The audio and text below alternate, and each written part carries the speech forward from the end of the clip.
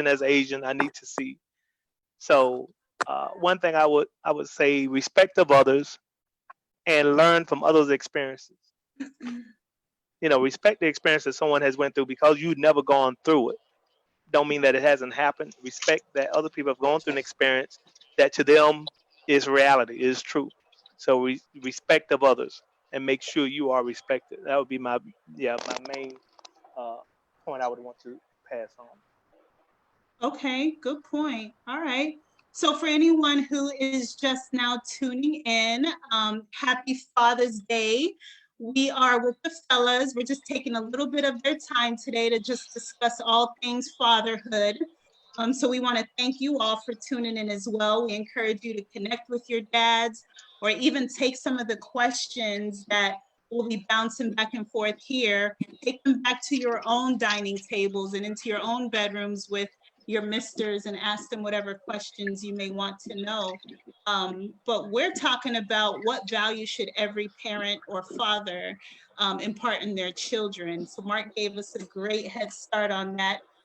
Chris, anything you would want to add? Yeah. Um, my father always tell me, especially at a certain time, disciplinary time, he says, "Who can't hear feel?" Right? Who I'm at can't? the right sound. I'm at to write down some of these quotes your dad throwing out, Chris, because your dad was a poet. No, no, he's full of them. Who can't hear feel, right? And pretty much, stressing prevention is better than cure. Be proactive rather than reactive. And I pass it on to my kids. Who can't hear feel. Feel. Oof. Yeah, that's a necessary one. Mentor. If you can't hear it, you can feel it in your backside. That's the Bahamian version of it. Oh, it's close. Leadership. I want the leadership in him more than anything else, because in this particular world, all of the followers are gonna have it tough. Yeah. And if you're gonna come up as a follower, most likely you're gonna always work for somebody. A leader has a entrepreneur mindset. Followers gonna end up agreeing with whatever their friends do. And I don't want my child to be the type that has to wait for the approval or opinion on any of their friends or family, or even myself. I want him to get to a certain age, to a certain level, to where I don't have to make all the decisions for him. I'll be waiting for that day. I'll be waiting to see him make a sound decision one day on his own. That let me know how well I raised him right there, because I'm not going to be around him 24/7, 365. Let's just be real. Yeah. When kids go off to school, we're going to want them to be leaders and not followers. So leadership is one of the first things I want to instill in them. All right. Anyone else want to add?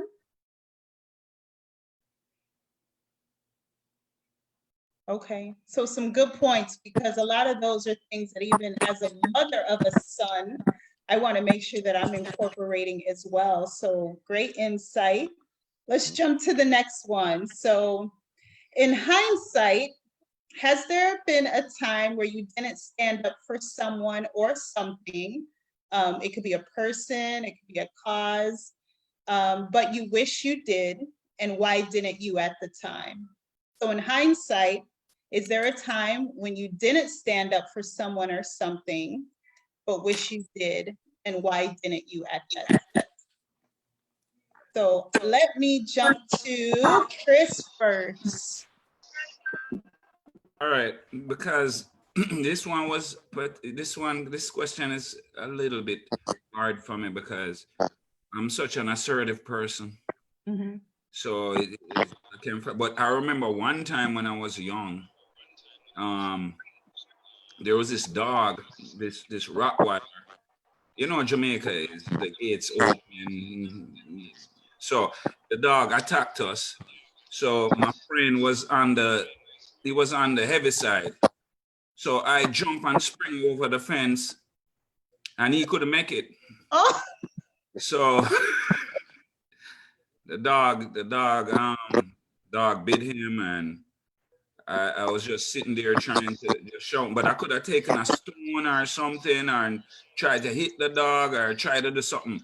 But I was just scared at the time. you But I froze. regret that though, you know, I feel like I could have done something, but I Yeah, pumped out. You know? yeah.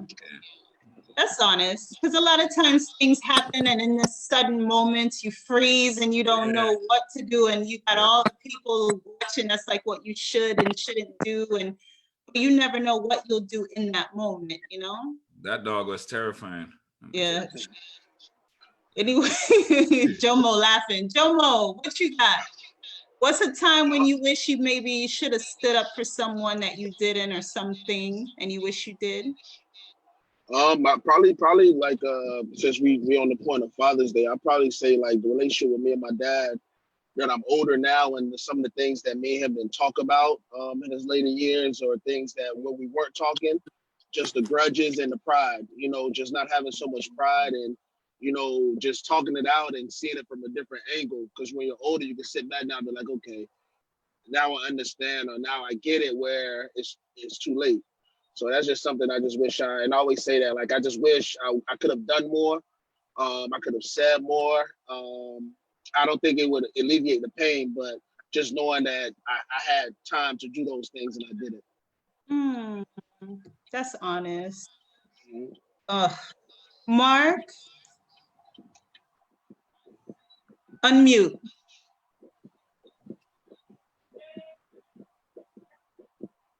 Yeah. I was trying to pull up like several instances that I wish I had stood up. One thing that stays out of my mind is I went to college at Norfolk State University in Virginia, and me and one of my best friends who came up from Fort Lauderdale, Rudy Blue, and we was in our dorm room, and one of the guys from that area, a big strong guy, was a linebacker.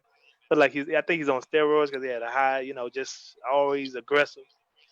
And something happened, and he pushed Rudy up against the door and had his arm against his neck, and I'm behind. Me and Rudy are boys, and I'm standing behind him, like, like, man, okay, let me just see if he calmed down. And this was my boy. So I always, and luckily the guy just calmed down. I mean, he probably could have took us both, but I always say that I should have took a licking with him, opposed to standing back, standing back, waiting for this guy to calm down and not doing nothing. So I always Wow. wish I would have, treated him more like he was my brother than, hey, let's just see what this guy do. So yeah, that's something I always wish I could, somebody look at, regret. Wow. And that was years ago, not calling you old, but I think you just did though, Alicia. I didn't mean to call you old. What I'm saying is the fact that Yeah, I was 19 or 20, and it's just amazing how things like that those stay in your mind, and you're always just, man, stay if I with ever had that you. And guess what, opportunity Mark? again, You old. go ahead. Yeah, I am, Chris. What do you think it is about that? Is it because maybe the natural state of men is to protect, and in that instance, maybe Well, you not didn't, or? I don't know if it's so much as in our natural state is there to protect, but this was my boy. This wasn't like somebody who I just met. We've known each other since middle school. We competed in sports all the way through high school, Northeast, Ely, and we go off to college together. So we got each other back. But then when it's time to actually have your back, you know what I'm saying? Then you're not there. So that's what So yeah, that stays fresh in my mind of all the things. I know that's tough. All right. Well, I'm glad you've forgiven yourself, and I'm sure you've made better decisions after having that nagging feeling. Oh yeah, Yeah, that helps. Mentor, talk to us. It's difficult because when I went into Chrome immigration, um, Obama was president. When I came out, Trump was president, and while in there, went through the fire to get out. It took a very long time. So when I got out, um, I underestimated just how many undocumented immigrants it was here in this. I underestimated. And Yeah. what I started running into was people asking me to, what? You got a green card? Well, you need to be the voice of the people, and you need to do this, and you need to do that, and I'm like, yo, this thing is like fresh in my pocket. Let me show you the date. Right. They just stamped this thing and allowed me to walk around here. You as a say it's free still man. wet. The ink is still You, wet. you want me to get in ice face right now? Protesting like this is what you want me to do now? Wow. And no, I was really on the fence about that. I didn't know what to do. I'm like, man, I'm the one with the chance here. I should be very, very vocal about it. Be the voice for the people who can't speak, right? This is what I felt pressure to do. And then I had to understand something. I said, well, it's a time and a place for everything, one. And B, I need to get my feet solid on the ground first, meaning become, hard to get rid of, if that makes sense. Mm-hmm. I had to do that. I had to do that first. So, that's actually my message to all men, no matter what we feel like we can do, because we get the S on our chest sometimes. And we'll feel like we can do anything and everything, but it just may not be the right time for it. And, the right time did come for me eventually, where I was able to speak at an immigration event for some kids at St. Thomas College. And then once I was able to do that, and the Miami Herald was out there, so it's an article about it and all. That let me know that I waited until the right time to do that. Because had I done it when I saw all of those Mexicans trying to, get through, and Trump talking about a wall, had I done that right then and there, that probably wouldn't have worked. Yeah, it's a time right now where it's so important to be your brother's keeper. Yes. Those days of just kind of minding your own business and not really looking out for the next person, it's like more than ever, like we need each other, whether it's just to hang around and make sure that cop does the right thing, or it's that extra phone call in the week to say, hey, are you good? But there's just so much going on right now that we just gotta be intentional about caring for each other. Mark, you want to add? Yeah, it was just funny you made mention of that, just to show you that the environment we're in today. So me and the wife driving down the highway, police officer pulls over a car, and it's amazing now how attentive you become when you see a police officer pulling somebody over. So we looking, and the driver of the police car gets out, but the passenger police officer gets out with his gun coming out the holster at the same time. Now, granted, I don't know if this car held a fugitive or what call they got on these license plates, but I wanted so badly to pull over to the side. And if I was in that lane, if I was closer, I know I would have. And I wanted to pull over, just put my phone out, and just start walking slowly towards. I could see myself doing that. If I was closer, if I was in that outside lane, I know I would have done that. Yeah. But as we passing by the car, the two people in the car didn't look like they were, trying to flee, or, just the purpose of the gun being drawn out. They looked about as surprised as we did. Okay. So I don't know if that's going to be a good mindset, but that's just the environment we're in now. When I see, and these were probably Mexican, they were not, they're of non-white descent, the one that was in the car being pulled over. So it's just funny how that what you just mentioned in this environment today. Yeah, you don't. I'm telling people now, listen, if you see me being pulled over by police, just stop, take Just a look, hold up. and Yeah. just hold up, give us a minute, give us your attention, see what's going on. But yeah, so that was just funny that you mentioned that. This happened just this morning. Crazy. Well, I'm glad you're still here, brother. Yeah. Yeah, right. Definitely. All right. So the term man up, we've heard it since you guys were little boys. I'm sure your fathers have heard it. It's this term about When I hear man up, I feel like it means eliminate emotions and just be this man who's not supposed to show any kind of weakness. And that's just my take on man up. You all probably have a different experience with the term man up or manning up. But what does that term man up mean to you? And has it caused more damage than good? So let me jump to mentor first on that one.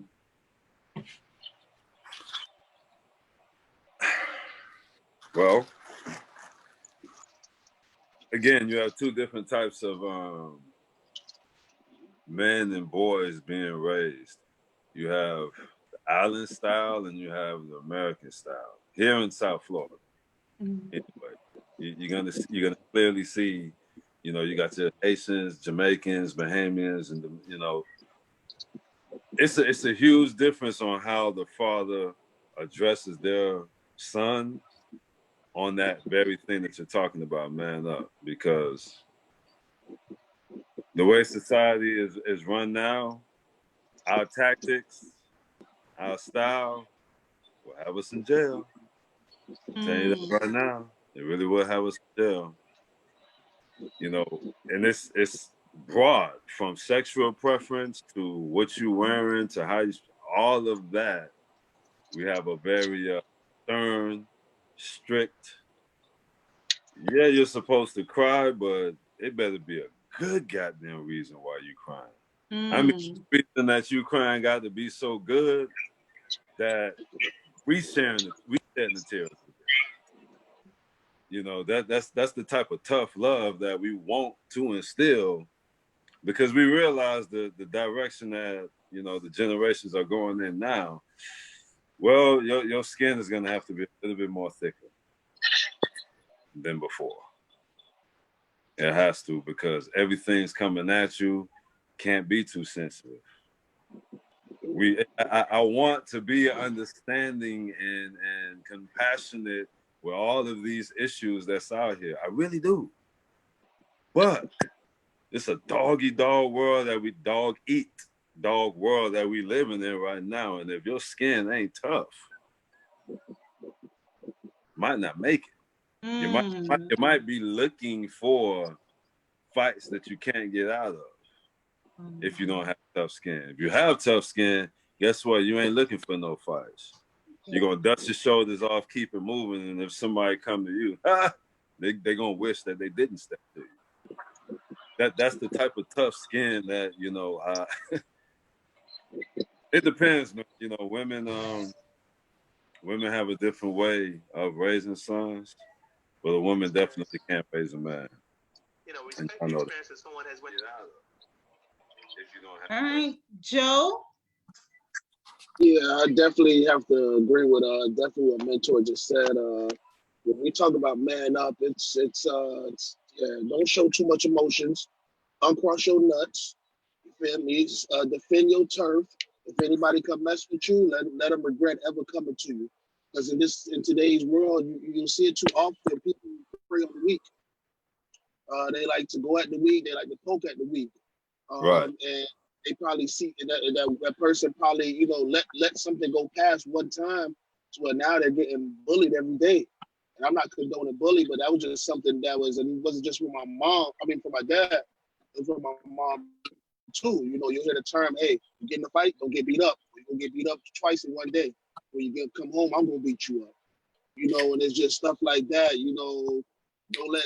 Don't care who the sex is. Don't let no one, anyone, touch you, hit you, and think they get away with it. So the man up part, I think from the island family is gonna come a lot tougher, because we always had to fight for ours.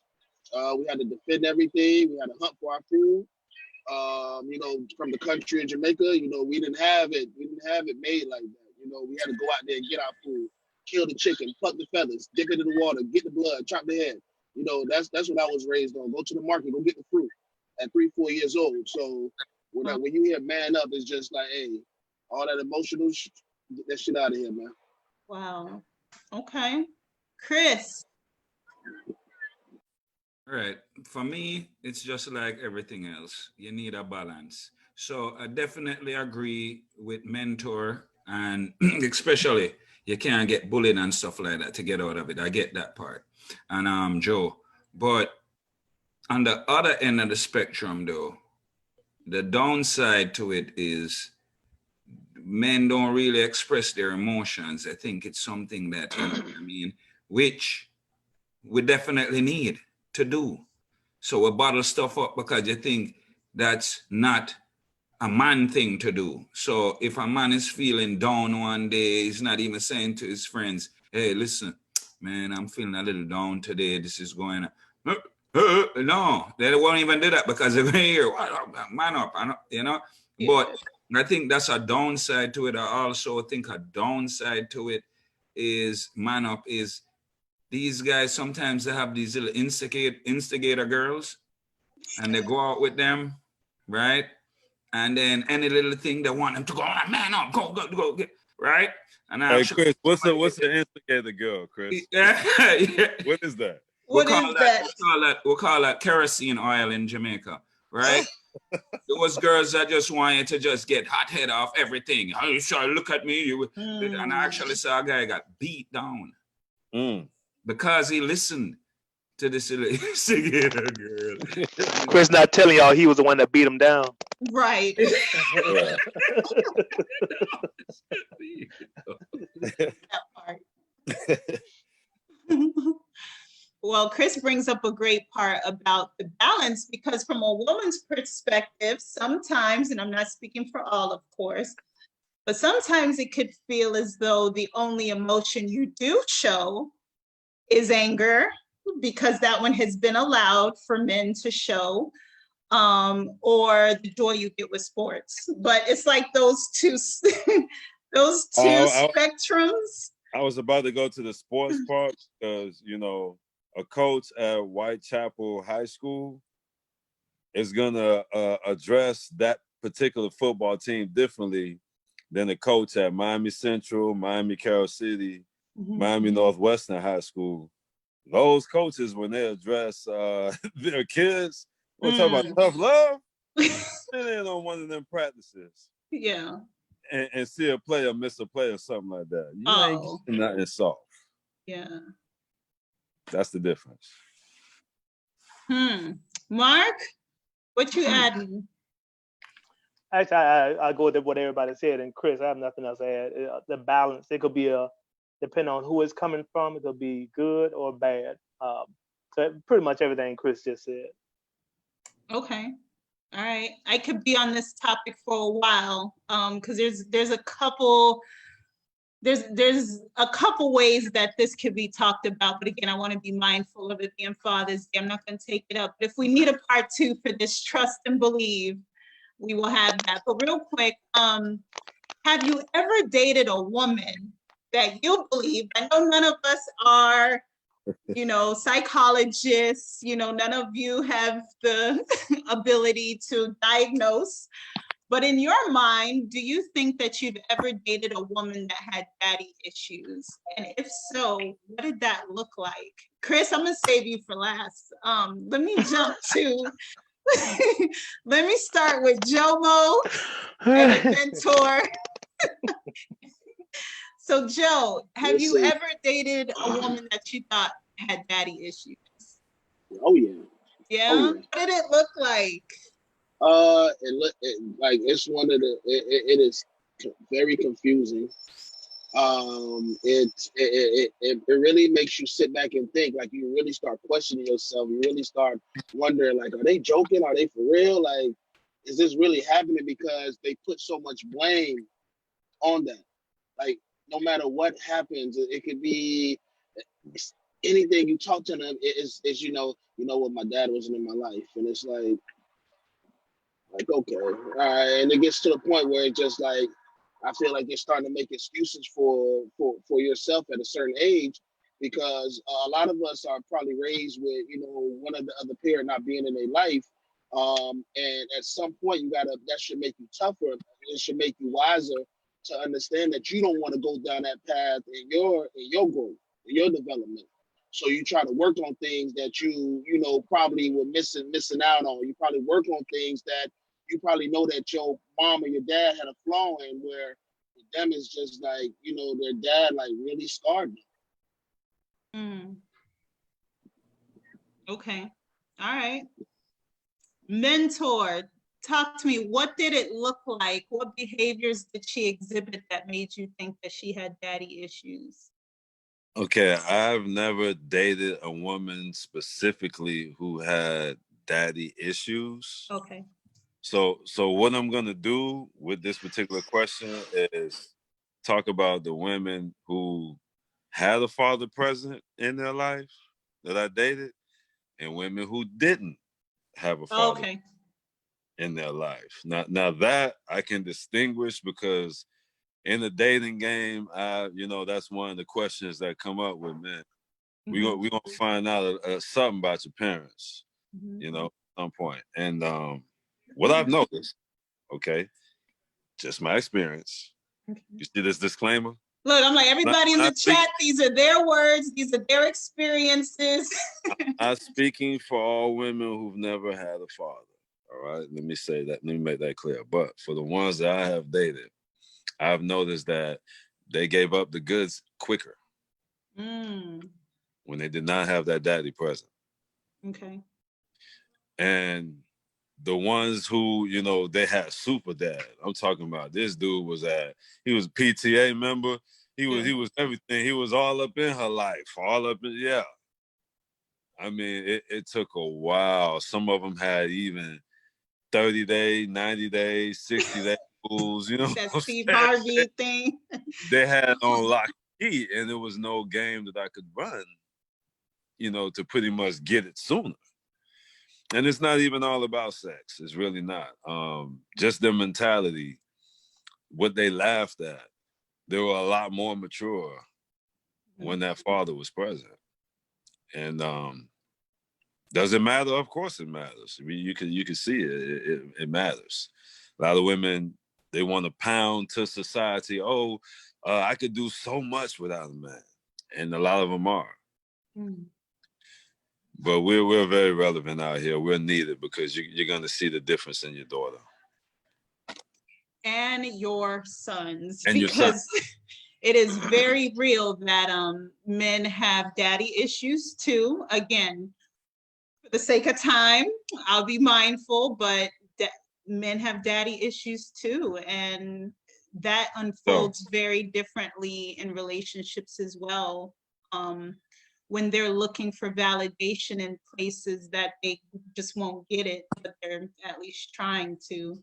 But great point. Those are some interesting things that you've discovered in your experience as far as giving it up too easy or just not having proper boundaries set, and just their worth not really being established as much as someone who's had that experience with their father. Okay, great insight. Mark, what are your thoughts? So I have dated two women who had daddy issues, and because my wife is within earshot, I'm not sure if I should get into this conversation. Listen, I'm just a Jamaican woman and I don't need no smoke, okay? So I'm going to trust in her faith in me that I'm going to indulge in this conversation, and we will not have a conversation after this. So one, her father did everything. I think her dad was a GC, general contractor, right? And he would do anything she needed. He would be there to fix it. So she was comparing me to her father. So if anything went wrong, like, well, my daddy would have fixed that. My daddy can do that. My dad. So can you fix it? I'm like, well, I'm not a plumber. I don't hang sheetrock. I don't build roofs. But her dad, I mean, he literally probably could build a car. I mean, he really was just a do-it-all type of man. Yeah. Her problem was that she was looking for someone to replace her dad. You know, with that, if anything should go wrong, you're going to take care of it. And one thing she didn't understand was my taking care of it doesn't mean that I have to do it, but I can make sure it gets done. Right. But her thing was, you shouldn't have to call nobody. I'm like, we need to sit down and talk. So that did not work at all. That went about 60 or 90 days. Uh, and then on the other hand, other one I dated, she actually she didn't have a father, like you saying, mentor. She didn't have a father, and she was looking. She needed way too much attention, and she Mm-hmm. did anything to get your attention, and she needed it. She needed your approval. Oh no, she did anything to get your approval, and it was just too much. Mm. And she wasn't even exposed to a man. She had grew up in Jamaica in a girls' home, so she was never exposed to someone who could. Because I was going to get into the conversation about father and dad, but that's a whole nother conversation. But she never even had a man who showed her, daddy attributes or father attributes, something loving or telling her you don't have to give yourself up to be accepted. Wow. So she would do anything to be accepted by a man. So by Wow. the time I called her, she had been through the mill, and it was Mm. just like it was really just what do you call it, damaged goods. Mm. And aside from her probably needing a psychiatric uh, conversation with someone, Yeah. yeah, it was. So I had on both extremes. Wow. So what did Okay. it look like? It just looked like for me, it's just somebody who just needed way too much attention and just too much. Hmm. Hmm. Okay. This, I mean, again, we could dig so deep into this one, because it's affecting our society for sure on both realms. Men are needing fathers, women are needing fathers, boys are needing fathers, girls are needing fathers. It's a need, and it's not to say that you all aren't present, but there are some that have been absent, and it's making a ripple effect, unfortunately. Let me hold off on my rant. Chris, what are your thoughts? Well, I agree with Mark. I agree with everybody. My experience varied over the years between like trust issues, that abandonment, you know, Mm. issue, and the needy part, like Mark is saying, the validation part. The validation part with the medium of exchange, which is money, right? What kind of car you drive, because most of them that grow up, the mom is bitter at the father. Then they pretty much kind of rear them to talk to a guy that have money, talk to a guy that have this. You can't give it away. So it's almost like it's like a barter. I give you this, you get that.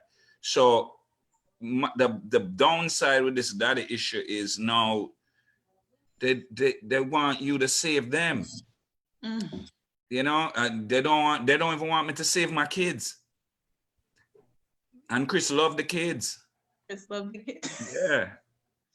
Yes. So they're wanting you to play daddy to them, They even want though. me because it's like I'm saying I would think that you would be a little bit more empathetic towards, okay, so this dude is a good dad. So you would look at that and go, this dude is a good dad, he's taking care of the kids. I didn't get that, right? No, instead is they don't even care what you do, how you sacrifice for the kids. They just want it for themselves. What you gonna buy me? How much is it? What kind of dinner? Are you cheap? Yes, that's the daddy issues one. I mean, the ones now who have a dad, some of them still have an issue. Like Mark said, they're spoiled. And sometimes I wonder about my own daughter. Yeah, Yeah. it's Yeah. tough. Yeah, they You call know, her the boss. really. Yeah, my friends call her the boss. The boss coming Oh, so over. you raised the problem. Yeah. No, I'm Just kidding. boss me and my son up. Just boss the Oh, whole household. Yeah. it's true. Like, so that is the other extreme, is Right. that when you have had a father Yeah. who does treat you like the princess that they believe you are, it could go into overdrive, and then they become these very entitled divas. Not that that's your daughter, but just saying on the other Yeah. on the other spectrum. you know, and that can be hard for a guy to fill those shoes. And when Mark was talking, I felt a dagger go like right here, because anyone that knows my dad, Chuck D, happy Father's Day. I love you. I'm the biggest daddy's girl, if you haven't known that. But You say my Chuck D? Chuck D, we call him Chuck D, Chucky D. His name Oh. is Charles Donaldson. I thought you was talking about the Chuck D. Well, he is the Chuck D, but no, not the Chuck D. No, not him. You'd be like, "What, you holding out?" But What? anyone that knows my dad, he's the ultimate handyman, like can fix anything. So all my life, I never had to call on anybody to fix anything. So fast forward now, with me being married and living in Florida, he's in Denver, and you know, if something's broken, I'm not necessarily expecting my husband to fix it, but I would like it fixed. Like whether you call somebody or whether you YouTube it, I don't care, let's fix it. So to Mark's point, like, you know, we do have to have that patience and understanding to know that they're not our fathers, but we're built with certain, you know, expectations too. So yeah, all right, so good point. And I know we could stay on that for a while, but let's make this interesting. This is a question I'm gonna throw out to our chat as well. So if anyone is listening, and shout out to the daddy's girls out there, but if anyone, for the ladies, this is for you. And fellas, do you think our Black women feel protected by you? And this was definitely encouraged by a post that Mentor had earlier this week that caught fire. But and we're not talking about your sisters, your wives, your, you know, your circle. We're talking about like Black women in general. Like, do you think our Black women feel protected by you? Yes or no, why or why not? Would you say? On a larger scale, no. Why? Because of the systemic racism. Because since slave days, they would actually demasculate the man in front of the woman.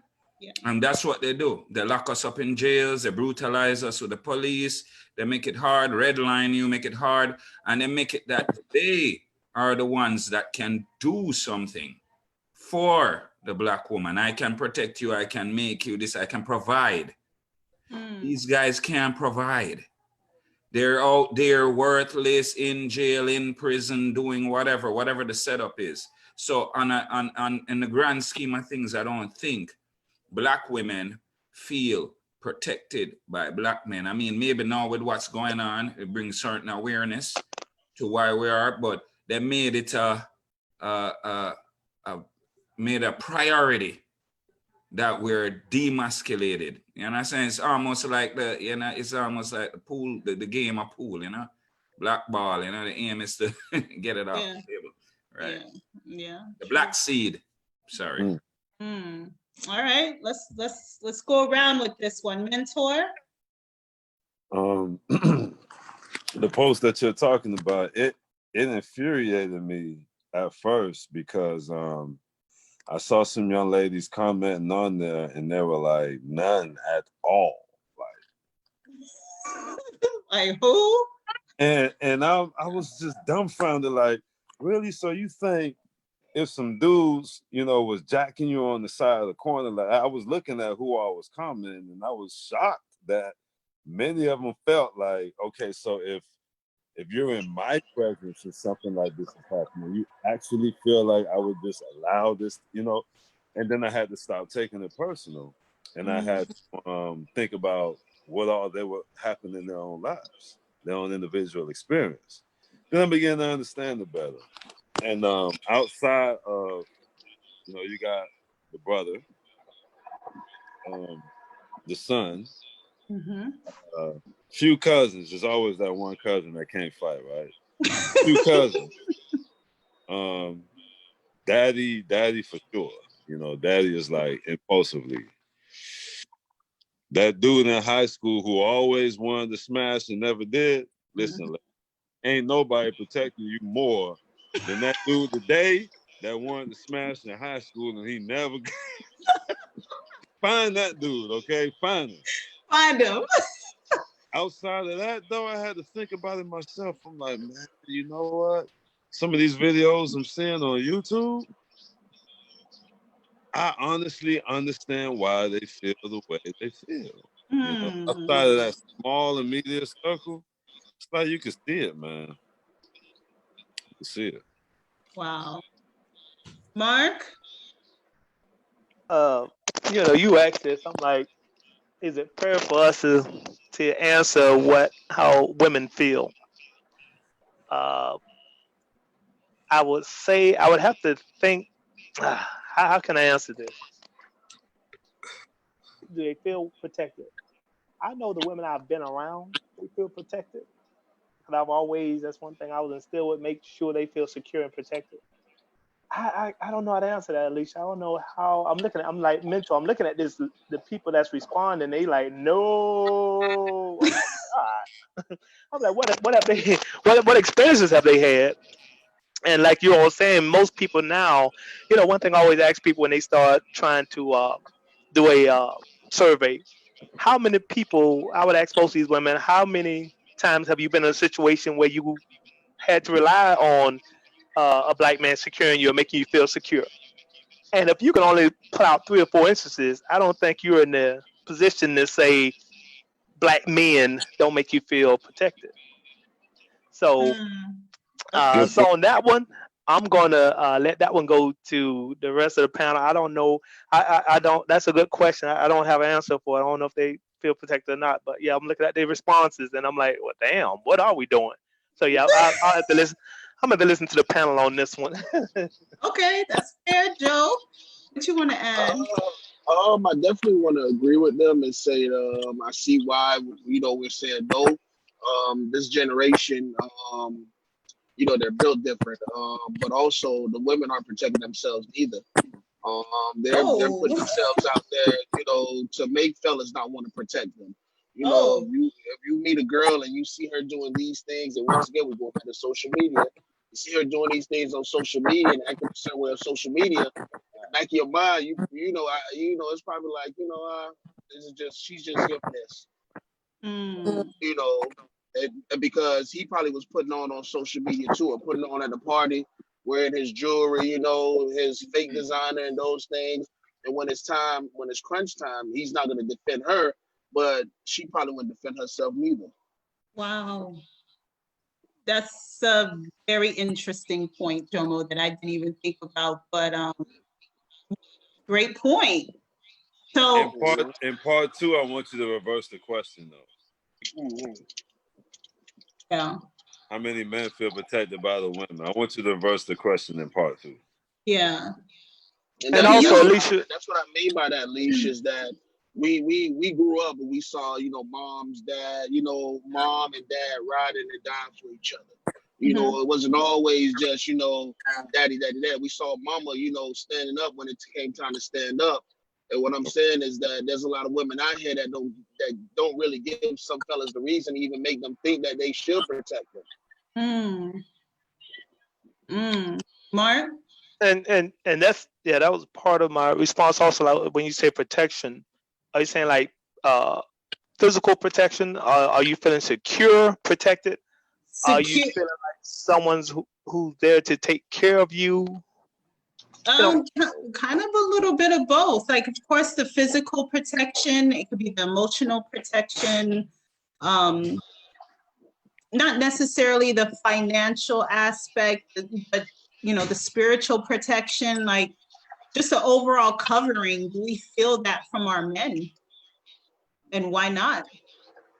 I would love to hear that from a panel of women, and that's why do they say no? Okay. What experiences did they have to say no? They felt like they would not. That's what we need. Yep, exactly. That's a good one. All right, so I'll take that one back to the ladies because they're very vocal in saying no. So let's find out why and what examples are there, and we could chop through that one. You need to find, Alicia, you need to find somebody not with your mindset. Right. that share your perspective. You need to get like the masses out there. One of the mass out there. One of the Your mass. perspective. Yeah, Yeah. yeah, because probably your surroundings are a little bit different. Mm. Because at Paradigm. least when you said not necessarily financial protection, about 200 women watching this say, well, what you mean not the financial? know. What is he talking about? I have girlfriends that I know after this is going to be like, you better include that financial Hey, let me tell you something. because it is an important part of it. And sometimes, I don't know, sometimes as Black women, I feel like, this is no one else's thoughts, but sometimes I feel like we have to choose between some of the offerings.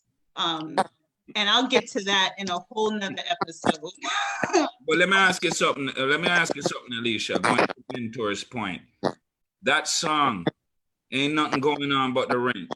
Wasn't it a hit? I don't know that song. Ain't nothing going on but the rent. You gotta have a J-O-B. Oh, I mean, because All right, I'm too old. I'll sing songs like that. I don't know that song. I'm sorry. Mark, help me out. I don't know those songs. I'm sorry. She's just too young, Chris. You don't. It could be that I'm too young, or I'm busy trying to figure out what my next gig is gonna be. I keep forgetting, and that's a song. Yeah. That's an old one. I was trying to think who sang it, but yeah. I'm too young. Even though ain't nothing going on but the rent, that's for a 5-year-old and an 85-year-old understand that song right there. Ain't nothing on but the rent, nigga. Yep. Hey, every generation gonna be like, oh yeah.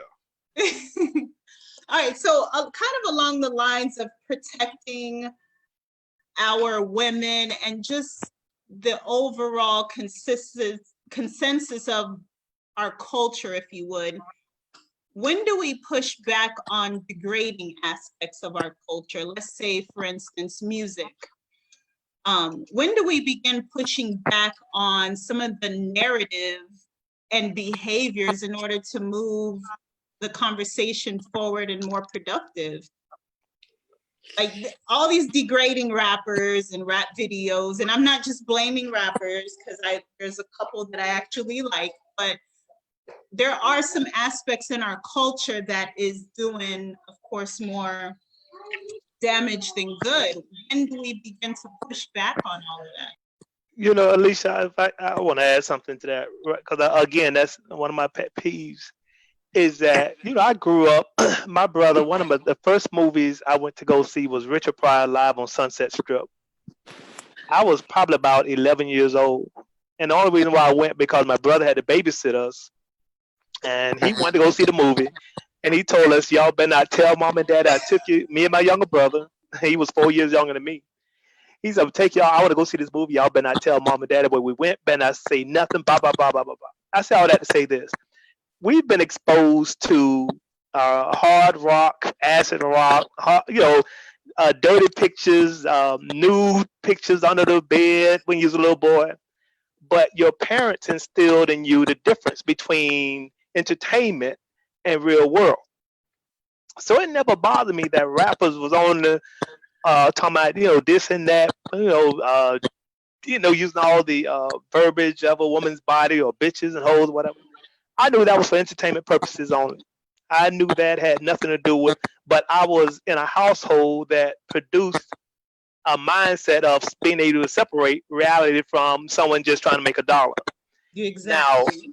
Now, so you can go back in time and just find all this stuff that people have protested against. Hey, this is going to, I remember when they said TV, when TV first came out, this is going to destroy the minds of people. It shouldn't bring TVs in the house. Every generation has something that that generation thought was going to be the ultimate destruction of the minds of the youth, but still we persevere. So I would love for rappers to use more of a positive platform, and there are rappers out there that do it. But now this is where you have to be real with yourself. Who's making the most money? The positive-minded rappers, or Lil Wayne and these other guys, some of these other guys. I mean, you have some pretty positive rappers that's doing good. J. Cole, um, and the Weeknd. You know, there's other rappers that do pretty decent. But I'm just Right. saying, if Yeah. your desire is in it for the money, You're gonna sell. but the listener has to have a foundation that somebody has told them, listen, you can't listen to this all day and think this is the way life is. Well, I think that very much is the issue, is that no one is teaching them to separate that facade and reality. And a lot of times the music or the culture is defining for these youth what is acceptable and what they need to chase and how they need to chase it, what type of woman they need to go after. Go for a stripper looking woman who looks like this and acts like this. And this is what they are wanting to mimic because they don't have that conversation at the home to establish the difference. And because they don't have that conversation, then the next group of rappers will be them, right? So it's just an ongoing, cycle. But go ahead. All right, who's next? Let me jump to I Joe. want to agree. I definitely agree with Mark say, man. You got to know how to separate your mind from the music. Like you hear these songs out here and you see it all the time. Like this crew called When the City Girls Come On. It's like the girls go to a whole nother level, and it's like, and if you sit back and listen to the song, they want to mimic that. And at my age, I'm like, boy, y'all look like some fools right now if y'all think this is really how it goes down, Yeah, right. and then it's like, you're like, man, you really think that this is how you live it, and then you see the new up and coming rappers, and then you see people kids mimicking them, doing what they do. You see the YouTube channels and those things, and you really see why our youth are the way they are right now. But I think you have to have a strong mind and understand and separate them from the music, the entertainer, from the person. Understand it's entertainment. I'm real big. I'm a Jay-Z fan. I'm a Jeezy fan. But at my age, I'm definitely not going in the kitchen right now, turn on the pot, dropping it, whipping it, and doing none of that right now. But when it come on, it's gonna be my vibe. All right, Joe. Mentor. No, he nailed it, man. He touched on it. You know what? Parents, all us, when it comes to that music thing, parents, we some contradictors. We are some contradictors, straight up, man. Before the show, you just might catch us right here talking about I'm in dangerous. Ain't too many can bang with us. Straight up, we know Angel. Ableist, notorious. We had to catch ourselves. You listen to some of them same lyrics from the Baby or Lil Baby, or first of all, shout out to Lil Baby. He made a Black Lives Matter song that went viral. It was phenomenal. And I was just glad to see somebody under 25 doing a Black Lives Matter song. I don't know all of these babies. I saw a post that said, wait a minute, you mean Baby and the Baby ain't the same person? It's now these too babies. many babies, right? Now it's too many babies. Just like there's too many littles. Yeah. Little this, little that. Now it's too many babies, right? But we some contradictors because, man, anybody want to fucking die is a hell of a way to start a song, ain't it, Trick Daddy? You see what I mean? This is our generation. This is our, you know what I mean? But I would say this. It's a time and a place for everything. You didn't ask us what was our mood when we started now. If I was to pick a song now, oh yeah, it would be Trick Daddy America. That's my vibe right now. When Trick came out with America. Ding, ding, ding, ding, ding, ding. That one. Yeah, that's my whole vibe right now. Okay. Chris? Yeah, I'm gonna go ahead because I said it before. We need to, like a good time right now, we need to attack the source. We need to attack these executives, record executives. We need to attack the FCC because they're still allowing it. They're allowing us to go on the radio and call them bitches and hoes and I mean not only the male rappers, the women rappers, to me even worse. And I know you mentioned Trick Daddy mentor, but I'm gonna go to Trina. You know, even though she got canceled. You know, I'm not sure why she's acting like she's so bougie and uppity, because she's the one that says 5 and 6 best friends and teaching you, you know what I mean? Teaching you to be, you know, I'm the biggest hoe in Miami. Why? But they allow all this stuff to be played, and I just believe. I grew up in an era where you couldn't even say damn on the radio. Yes, sir. Right? I remember those days. So now you're telling me, and you're allowing this, and this is the culture that you're promoting, and you're supposed to be an established organization regulating this stuff over the airwaves, and you're not doing it. And so I believe it's just systemic, and they want us to be that way. They want the black woman to be looked at that way. Right? And they want the black men, they just pretty much want implosion. Right. That's what we're doing. I understand what Joe said, where you have to separate it, but not everybody has the same spiritual strength or inner strength as you do. Because I know people that can go without tea, not even drinking tea for 2 days, and they hold it and keep their integrity. And I know people who would go without like eating anything for 2 days, and it's a whole different monster come out. So, and then when they listen to certain music, it fuels them like a boxer going to fight. I play this music to amp me up. So that's what they're doing in life. But I just believe that we need to attack the source, not just deal with it ourselves. But at this point in time now, when everybody asking us, what do you want? What do you want us to do? All right. Here is something that you can do. Got it. All right. I'm going to ask you all one more question, because I want you guys to, of course, get back to your Father's Day. And again, I thank you all for joining in with us and just hearing some thoughts around fatherhood and how we could progress the Black father image further. So question for you all before we close out. How do you want to be remembered? I contemplated answering this question because it is a little somber, but I do think it's necessary, because I don't think we give enough thought to our legacy as a culture. As Black people, I don't know that we think enough about what we're leaving behind and who we're leaving behind. So I want to know, what do you all want to be, or how do you want to be remembered? Mine, let me just tell you mine real quick for time's sake. I just want to be remembered. It's simple as being real. Authentic, no fakeness, no nothing like that. So that's all I want to be remembered as. I kept it real, I keep it real, I try to find the truth, I try to speak the truth. That's what I want to remember, man. All right.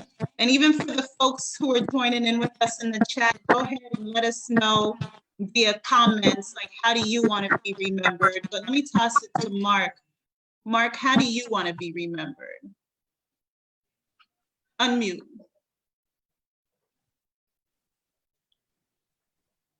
I bet.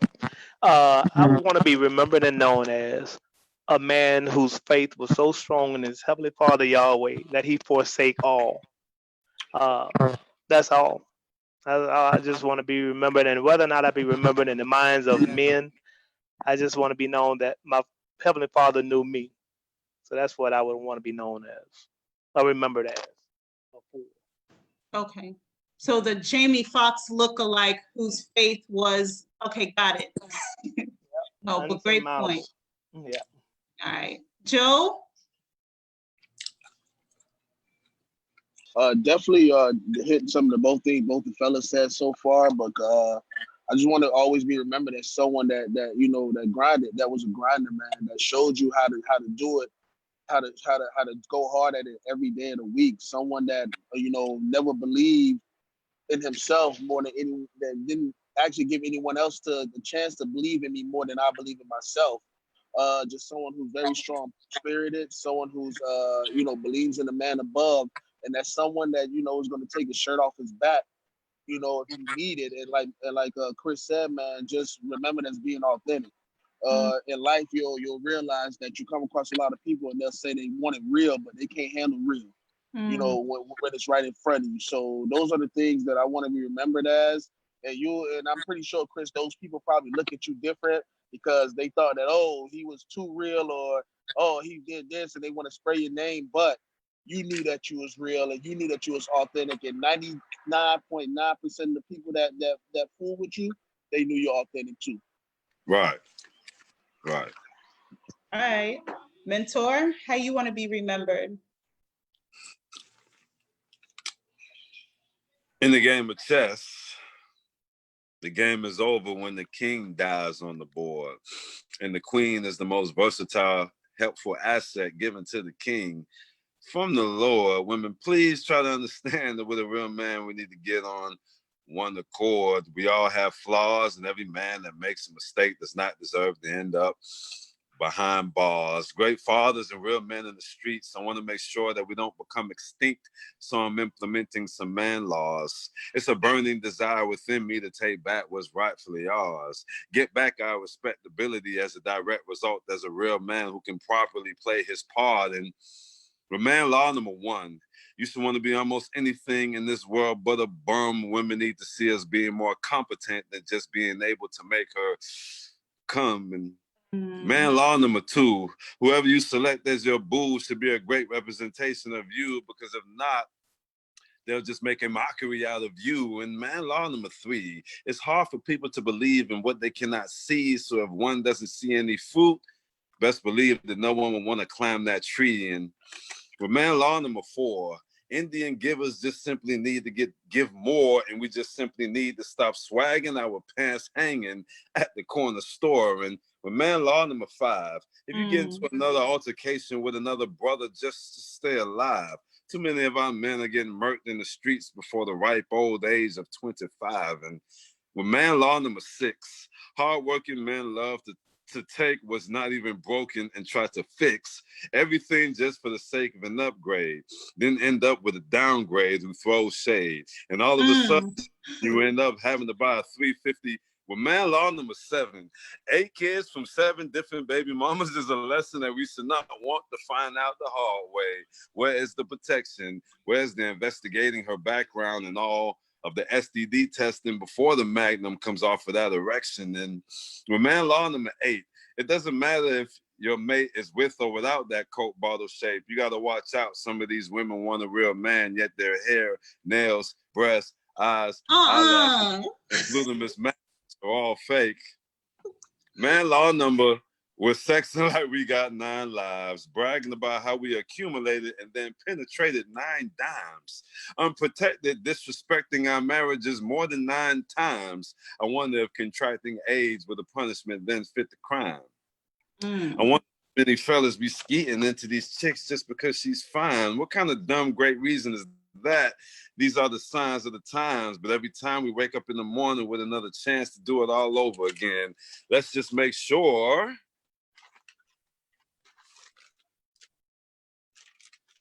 where's the rest of my porn?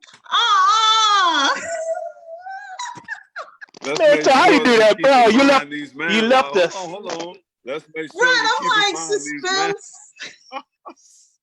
Let's make sure that we keep in mind these man laws 1 through 10. Let's be a father to your daughters and be a father to all of your sons through thick and thin. I truly believe that raising our children can cover up a multitude of sins. Teach them how to stay out of a system of mental and physical incarceration, out of a world of lawyers, jail food, visitation, and bail bondsmen.